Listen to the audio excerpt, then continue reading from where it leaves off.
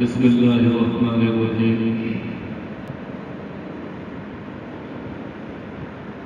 الحمد لله وكفى وسلام على عباده الذين اصطفى. أما بعد، فقد قال الله تعالى في القرآن المجيد والفرقان الحميد: أعوذ بالله من الشيطان الرجيم. بسم الله الرحمن الرحيم. يا أيها الذين آمنوا كتب عليكم الصيام كما كتب على الذين من قبلكم لعلكم تتقون. صدق الله العظيم. قال النبي صلى الله عليه وسلم: من صام رمضان إيمانا واحتسابا غفر له ما تقدم من ذنبه. وقال عليه الصلاة والسلام: جو حضرات پیچھے ہیں وہ آپ آگے آگے بیٹھے ہیں، بڑا آدمی آگے آگے، اور جو سنت نہیں پڑھے ہیں وہ پیچھے سنت پڑھ لو تاکہ نماز میں دقت نہ ہو. جو سنت نہیں پڑھے وہ پیچھے پڑھ لو. محترم بزرگوں اور دوستوں، اللہ تبارک و تعالیٰ کا کرم ہے، اس کا احسان ہے کہ آج ہم سب جمعہ کے دن جمعہ کی نماز کے لیے مسجدوں کے اندر جمع ہوئے، اکٹھا ہوئے. آج شعبان المعظم کی 26 تاریخ ہے. بس چند دنوں کے بعد بہت ہی بابرکت مہینہ، رحمتوں والا مہینہ وہ ہمارے سامنے آنے والا ہے. ہم سب خوش قسمت ہیں کہ ہم سب کو رمضان المبارک کا مہینہ نصیب ہو جائے گا. اللہ تعالیٰ سے دعا کرے کہ ہم سب کو پورے رمضان المبارک کا مہینہ نصیب ہو جائے. رمضان کسے کہتے ہیں؟ رمضان کے معنی کیا ہے؟ رمضان کے معنی ہے جل جانا. رمضان کے معنی ہے جل جانا، یعنی رمضان کسے کہتے ہیں؟ تو جلا دینے والا مہینہ کو رمضان المبارک کا مہینہ کہا جاتا ہے. تو کیا چیز جلا دیتا ہے؟ یہ ایسا مہینہ ہے جو انسان کے، مسلمانوں کے گناہوں کو جلا دیتا ہے. روزہ کے ذریعے سے جب مسلمان روزہ رکھتا ہے تو روزے کی وجہ سے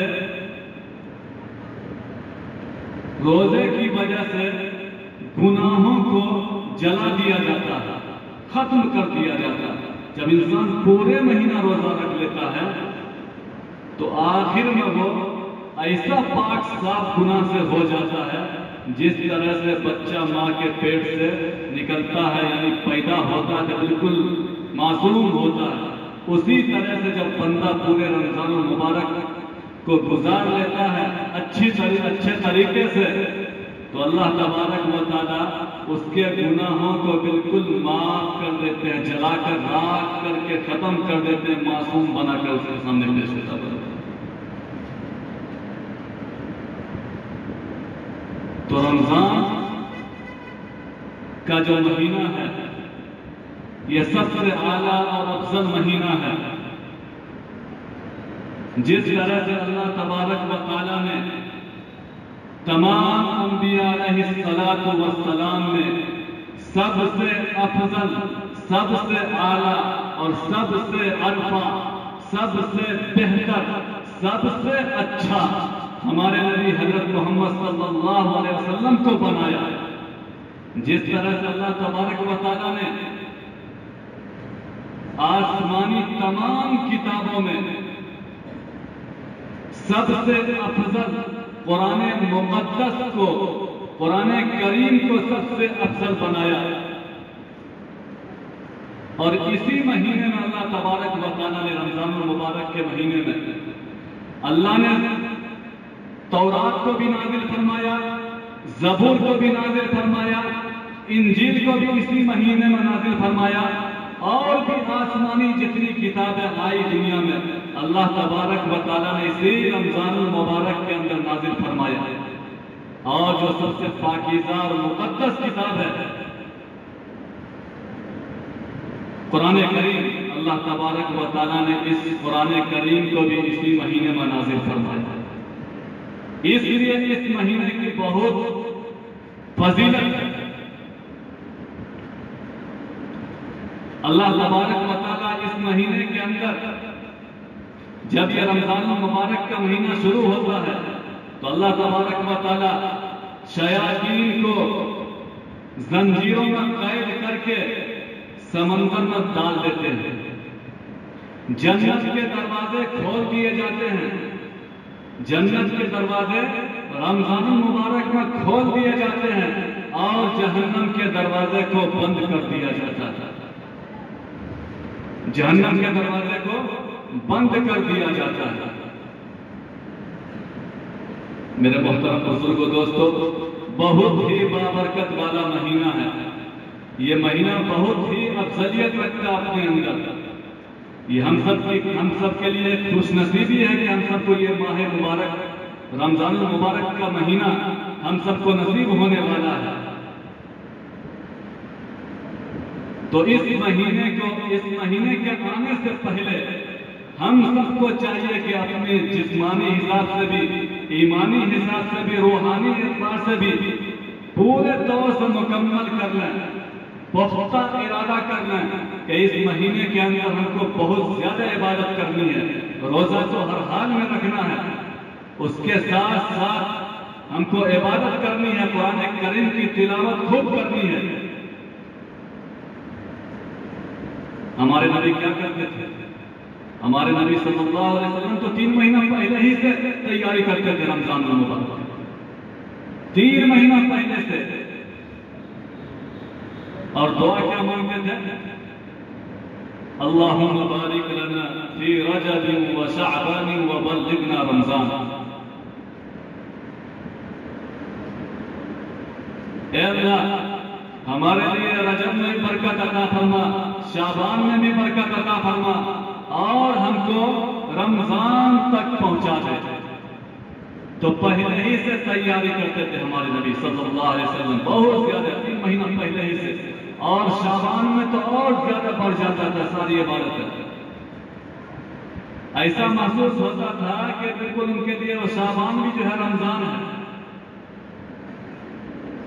تو اتنا مقدس مہینہ، پاکیزہ مہینہ، برکت والا مہینہ، رحمت والا مہینہ، اس مہینے کے اندر بھی اگر ہم،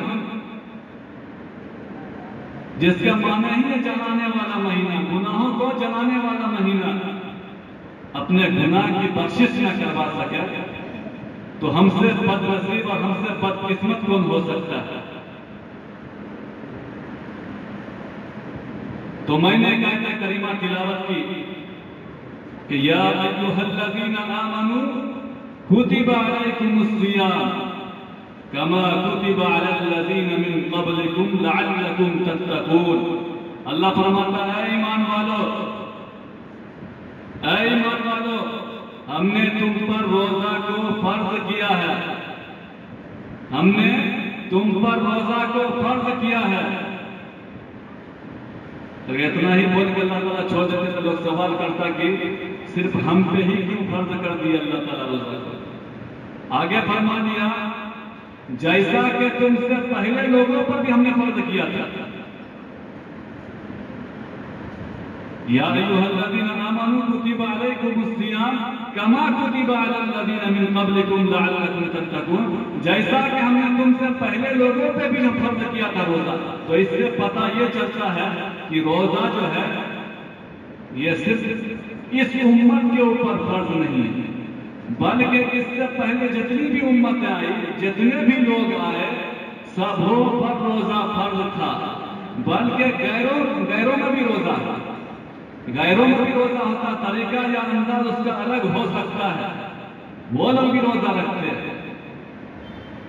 یہ بھی ہو سکتا ہے کہ پورے مہینہ نہیں، چند دن کے لیے، ایک دن کے لیے، 2 دن کے لیے، لیکن روزہ سارے لوگوں میں روزہ تھا۔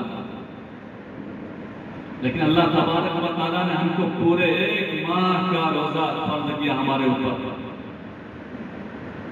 اس مہینے میں جو بندہ ایک نفل پڑھے گا، ایک نفل نماز پڑھے گا، اللہ تبارک و تعالیٰ اس کو ایک فرض نماز پڑھنے کا ثواب دے گا۔ ایک نفل جو پڑھے گا اس کو ایک فرض نماز پڑھنے کا ثواب ملے گا۔ جو بندہ اس مہینے میں ایک فرض کو ادا کرے گا، اللہ تبارک و تعالیٰ اس کو 70 فرض نماز پڑھنے کا ثواب عطا فرمائے گا۔ اندینا جو 1 روپیہ خرچ کرنے پر 10 نیکیاں ملتی تھی، اس مہینے میں 1 روپیہ جو خرچ کرے گا اس کو 70 گنا ثواب ملے گا۔ 70 روپیہ خرچ کرنے کا ثواب ملے گا اللہ کے راستے میں۔ اللہ کے راستے میں جو 10 روپیہ خرچہ کرتا تھا اس مہینہ کے علاوہ رمضان سے پہلے، وہ رمضان میں اگر 10 روپیہ اللہ کے راستے میں خرچ کرے گا تو اللہ تبارک و تعالیٰ اس کا 70 گنا اضافہ فرمائیں گے ثواب، یعنی 1 کا 70۔ لیکن ہم لوگ کو دکھ نہیں رہا، سمجھ میں نہیں آتا ہے کیا؟ ارے ہم لوگوں نے تو دیکھے ہوئے ایمان لایا اللہ پہ اور اس کے رسول پہ، اس کی کتابوں پہ، فرشتوں پہ، آخرت کے دن پہ۔ ہم نے تو دیکھا نہیں کہ مرنے کے بعد آدمی زندہ ہوتا ہے، اس کے بعد بھی ہمارا یقین ہے کہ مرنے کے بعد زندہ ہونا ہے اور ہمیشہ ہمیشہ زندہ رہیں گے۔ تو یہ بھی تو ہمارا یقین ہونا چاہیے۔ 1 کا 70 ملے گا تو ملے گا، 1 فرض پڑھیں گے تو 70 فرض کا ثواب ملے گا تو ملے گا، ہر حال میں ملے گا۔ اللہ کی بات یا ہمارے نبی صلی اللہ علیہ وسلم کی جو باتیں ہیں، جس کو حدیث ہم کہتے ہیں، یہ صحابہ کی باتیں ہیں، وہ کبھی جھوٹی نہیں ہو سکتی۔